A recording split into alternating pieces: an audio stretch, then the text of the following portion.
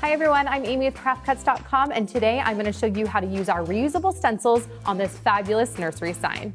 Today I'm going to be using our most popular stencils, the mylar plastic stencil and our low-tack vinyl stencil. We do also have other stencil material options on our website that would work for this project. I chose mylar because it's a durable, pliable plastic that allows for a stencil that you can use over and over. You can customize your stencil by choosing the name, font, and size on craftcuts.com. First, let's start with the materials you'll need.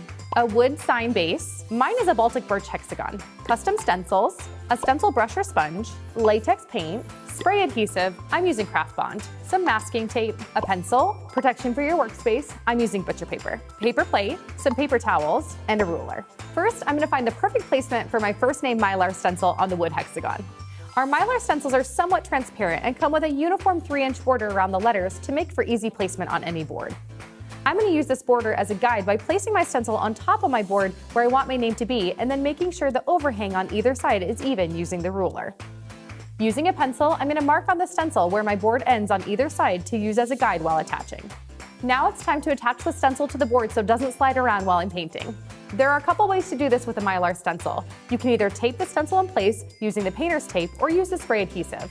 If you're choosing to tape your stencil in place instead of using a spray adhesive, tape it now while you have the perfect measured placement. Use the tape to secure the stencil on both the top and the bottom. Since this mylar reusable stencil is large, I'm going to use the spray adhesive because it makes for a crisp edge around the letters and reduces the risk of paint bleeding under the stencil. Make sure your workspace is well covered and well ventilated. Shake really well and very lightly spray the back of the stencil. Wait a few minutes and then place it on using your pencil lines as a guide.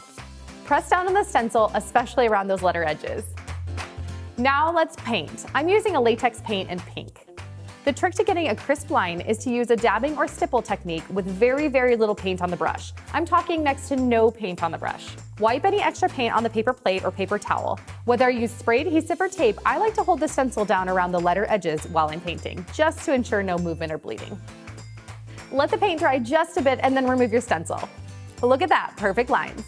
When you're using mylar, your stencil can be reused, so don't forget to clean it. The paint can be removed with soapy water. To remove the spray adhesive from the stencil, you might need to use a little paint thinner. Store flat until you're ready to make another sign. The middle name is a separate stencil for this project, so now that the paint has dried, I'm ready to apply it. I've chosen another one of our reusable stencils, our low-tack vinyl stencil, to show how this works as well.